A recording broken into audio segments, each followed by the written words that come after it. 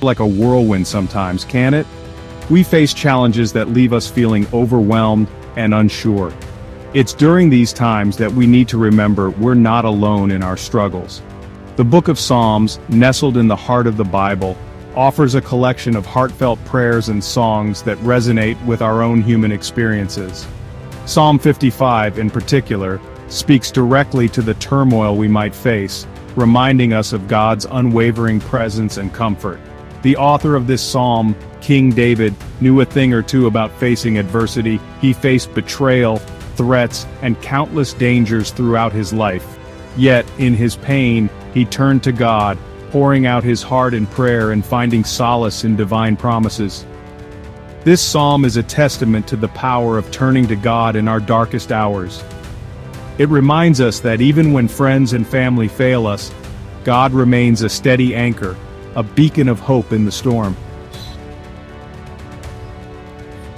David's words in Psalm 55 are raw and honest. He doesn't sugarcoat his pain or pretend to be strong when he's falling apart.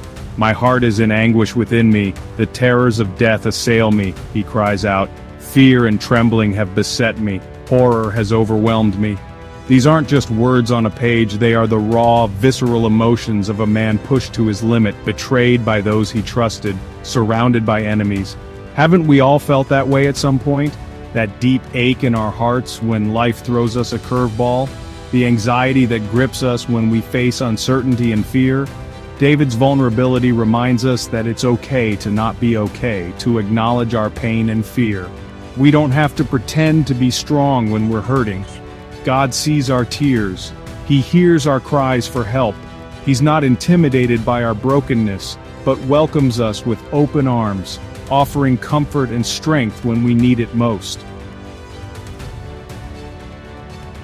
In the midst of his despair, David finds a glimmer of hope. He remembers God's faithfulness, his unwavering love that has always seen him through. "But I call to God and the Lord saves me," he declares, shifting his focus from the storm to the one who calms the storm. This is a powerful reminder for us too. When we feel overwhelmed by fear, anxiety, or the weight of our circumstances, we can choose to shift our focus. Instead of dwelling on the problem, we can fix our eyes on God, the one who holds the solution. We can pour out our hearts to Him in prayer, knowing that He hears us and cares for us deeply. Section 4. Unburdening ourselves, the promise of peace. David doesn't stop at simply acknowledging God's presence. He takes a step further and chooses to surrender his burdens. "Cast your cares on the Lord and He will sustain you. He will never let the righteous be shaken," he proclaims, reminding us that we don't have to carry our burdens alone. This is a promise we can cling to, a truth that can transform our lives. We're invited to lay our worries, fears, and anxieties at God's feet. He's big enough to handle them all. When we surrender our burdens to Him, we open our hearts to experience a peace that surpasses all understanding, a peace that guards our hearts and minds in Christ Jesus. Section 5. Trusting in the midst of trials. Life's storms may not magically disappear, but when we choose to trust in God, our perspective changes. We no longer view our challenges as insurmountable obstacles, but as opportunities to experience God's faithfulness in a new way.